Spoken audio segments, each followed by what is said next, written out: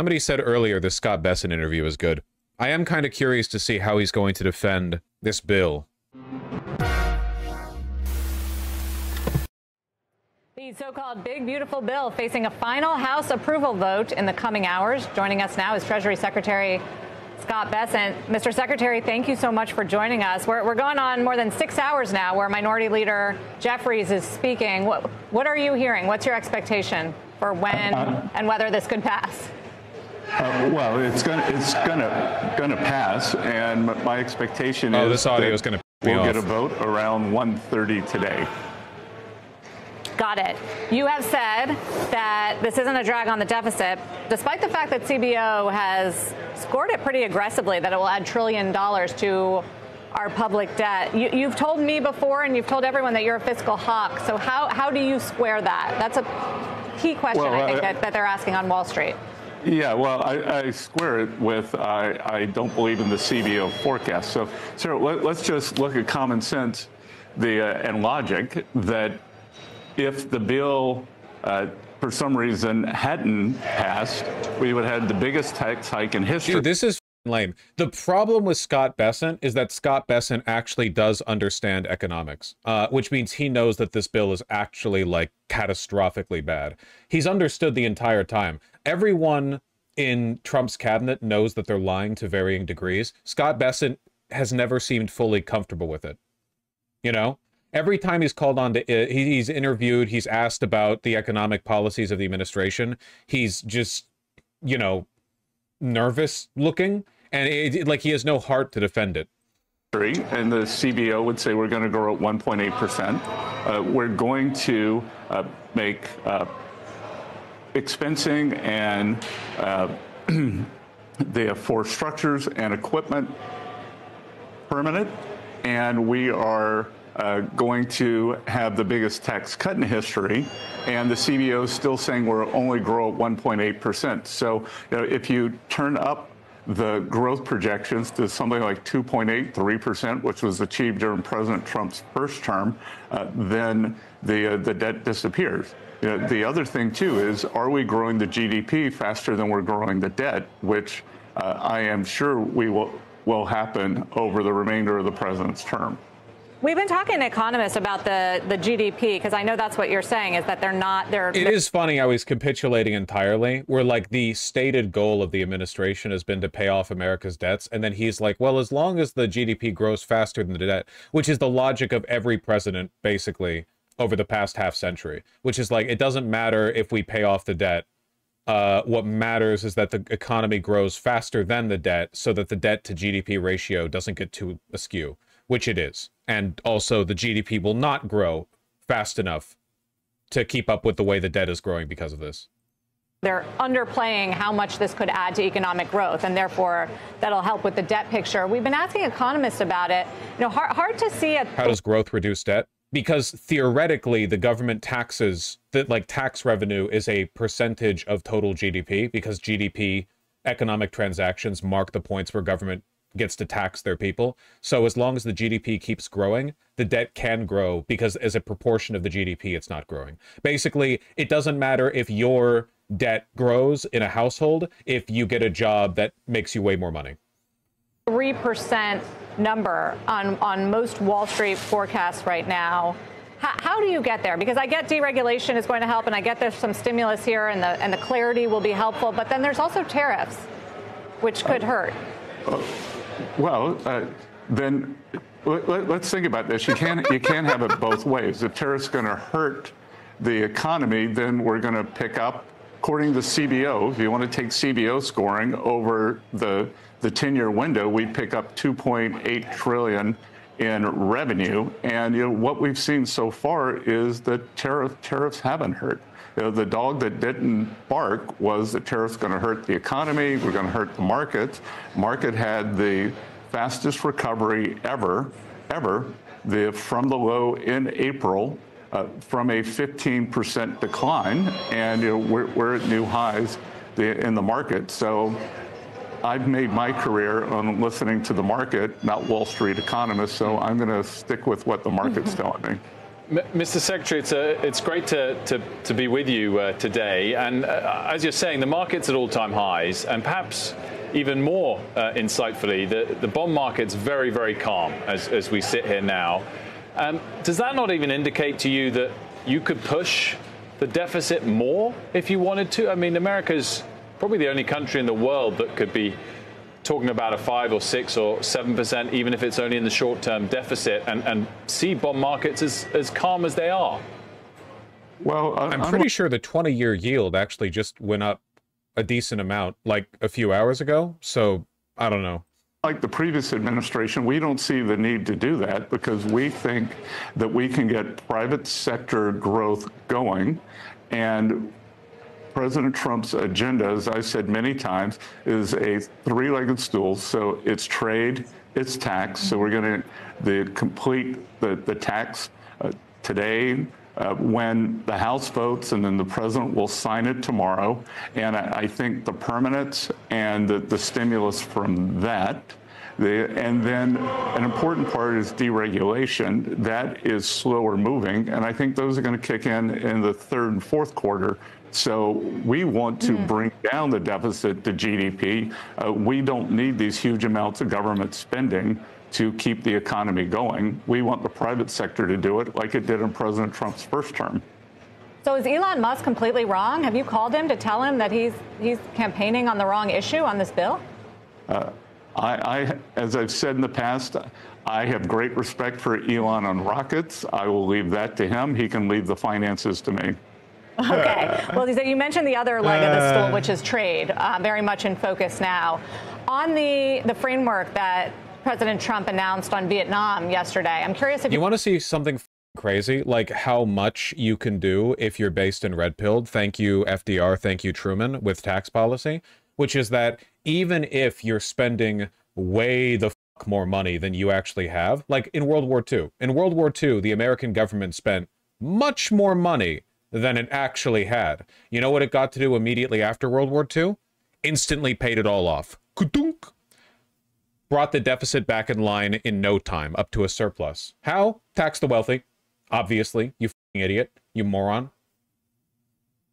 Just tax people, idiot. You're out of money. The government's out of money. Just tax wealthy people. What are you, stupid? Not getting that again. What happened in the late 90s? Clinton. In typical neoliberal Democrat fashion, Clinton's solution to Reaganomics was to do Reaganomics, but like better. Because Republicans are almost always the worst possible implementers of their ideological vision. Republicans just are generally stupid and incompetent. So Clinton came along and he was like, okay, we're going to do the same basic principle, just like better. And we got a surplus for a bit. That shit's over now. Obama, 2008 quantitative easing, blah, blah, blah. And then here you've got the big COVID dip, which was only a temporary bit of spending, but it's going to keep going down. Ooh, it's going to keep going down. My small brain will never understand what quantitative easing is. It's okay. Obama hoped that the people wouldn't either. We never really stopped doing it anyway. Yeah, don't worry about it, kitten. Exactly. This country is so f***ing screwed. Democrats will... The only reason the deficit spiked here but didn't, like, Okay, you see how we have a spike here, a spike downwards here, we have a deficitory spike here, and a deficitory spike here, and a deficitory spike here. These spikes are caused by something, right? Here you have like 9/11, military spending, the Iraq War, borrowing, etc. Here you have quantitative easing, the 2008 financial crisis, and then here you have the COVID stimulus package, right? Huge amounts of money being spent, okay? But all of those are temporary bumps, you know? They don't reflect the underlying economic health of the country, the tax to GDP ratio. How much are we actually getting back from people? And the problem is, if you ignore these spikes, which is difficult because the spikes happen frequently and they're pretty severe, you notice an underlying trend, which is that the peaks are going down. At the beginning of the Bush years / end of the Clinton years, the peak was in surplus territory. And then after that, in 2007, before the 2008 financial crisis, the peak was still deficitory, but minorly so. And then after we recover from 2008, like, why is it going down from 2015 to 2019? Well, because of Trump, right? But why, like, nothing's happening here. There's no war. Nothing happened. Trump's first term economically was more or less stable. Well, Trump cut taxes. And then you have the COVID stimulus package. You have a continued downward trend, and now we have more tax cuts. It's going to keep going down. The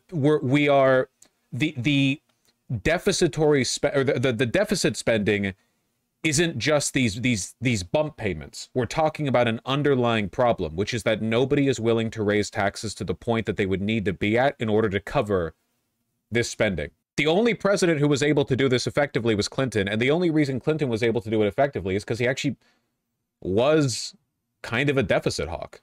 Like, he actually was. He was like the one guy who actually meant it. He actually did try to go like, okay, well, let's be a little responsible with how we spend so we can keep the experiment going.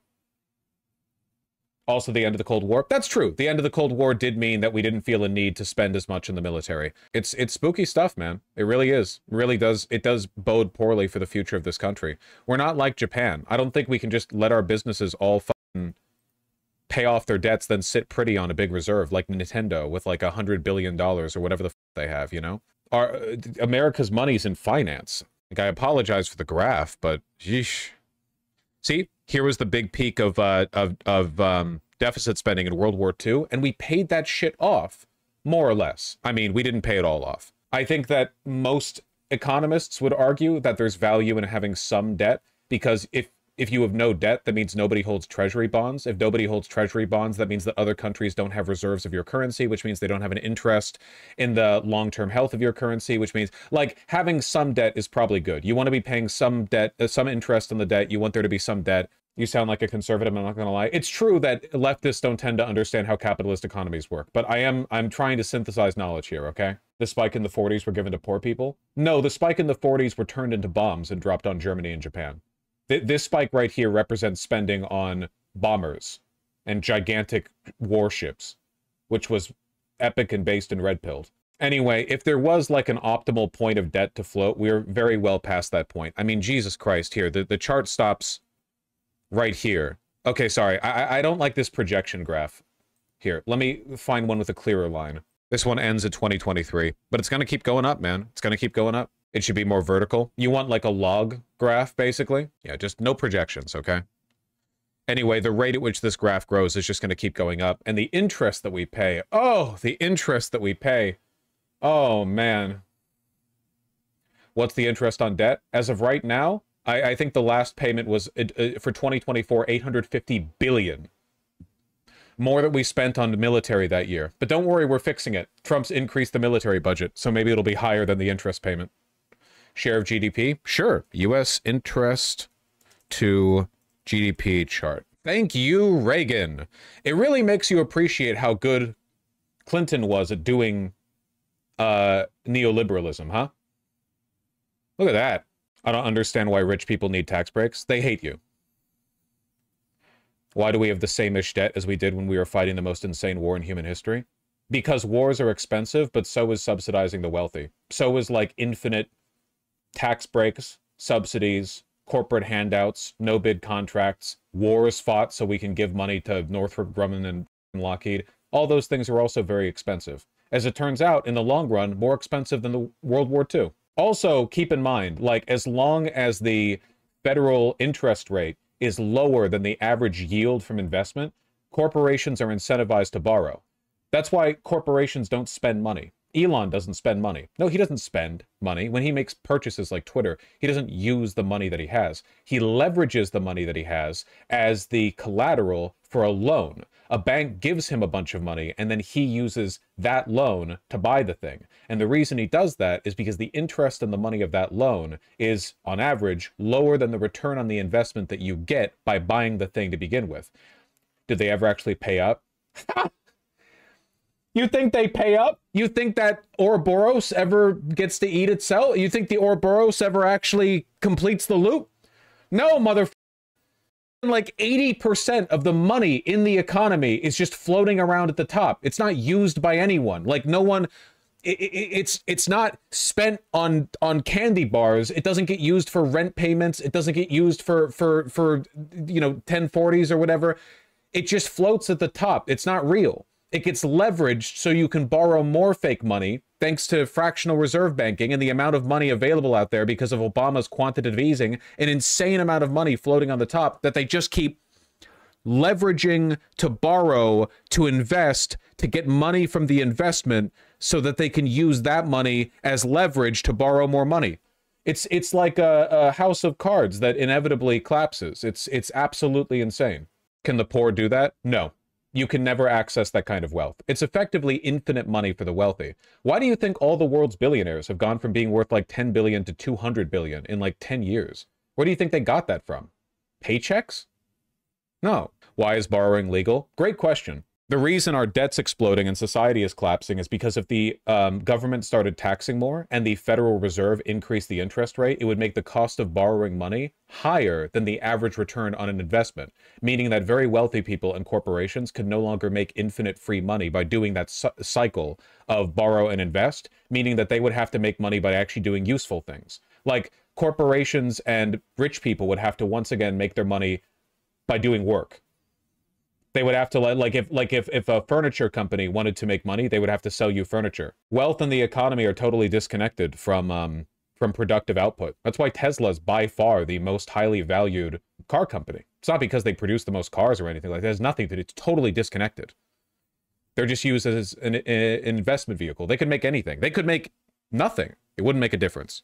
Is reverting to the older kind of capitalism praxis. The difference, like what we live in right now from in a macroeconomic sense, is so different to what Adam Smith envisioned that I believe that the difference between feudalism and Adam Smith is less significant than the difference between Adam Smith and today. Like I think modern neoliberalism is a monstrosity that, like, if you went back even a little bit, if you went back a century and you looked at the macroeconomic conditions, which all the underlying forces were still there, but things were much more human back then. The difference between now and a century ago economically, it's incomparable. We needed a pause to find out what the f***'s going on. We know what's going on. It's just nobody knows how to fix it. Any change to this system from any angle would cause a global economic collapse. Billions would starve. That's not an exaggeration. In a macroeconomic sense, everything is subservient to this chart. Everything is subservient to this modern financial scheme. So everything real hinges on it, even if they don't directly interact. So that's cool. This and climate change are the two big real apocalypses. Climate collapse is current. I promise you that both are current. Wonder what would happen if the US hadn't done the 2008 bailouts. Everything still would have played out, but it might have taken a little bit longer. Obama's response to 2008 definitely like exacerbated this trend, but the underlying mechanics have been there for a long time. Talking about economics, Spain overtakes Japan in GDP per capita. Yeah, but keep in mind that Japan produces much more than Spain. Like, we need to do not be lured by GDP. GDP is an instrument of the financial system that I just described. Okay, like it is a measuring stick that is tuned to the kinds of systems that macroeconomic paradigm prioritizes. Japan produces more. More happens in Japan economically. Yeah, there are far more people in Japan as well. Well, this is GDP per capita, but still, there's kind of like a multiplicative effect in the... Yeah. Like, remember, Mississippi might have a higher GDP on average than all of the UK if you remove London. But if you look at all of the UK without London, you see beautiful, well-developed villages and towns. And if you look at everywhere in Mississippi, you see a third world country. Even the real cities in Mississippi look like shitholes for the most part, with the exception of a few historic rows. So where's that money? GDP isn't that real. It's not a real indicator. No, most of Northern England sickeningly deprived. Most of Northern England probably still beats out most of Northern Mississippi. No, I've seen photos. Listen, I haven't been to Northern England or Mississippi, but I've seen photos of both, and I have a very low opinion of what Mississippi looks like. So I'm basing it off that. Okay. There are parts of Mississippi that legitimately, it's like if you didn't know where you were, you would be like, the people here probably eat dirt cookies or something.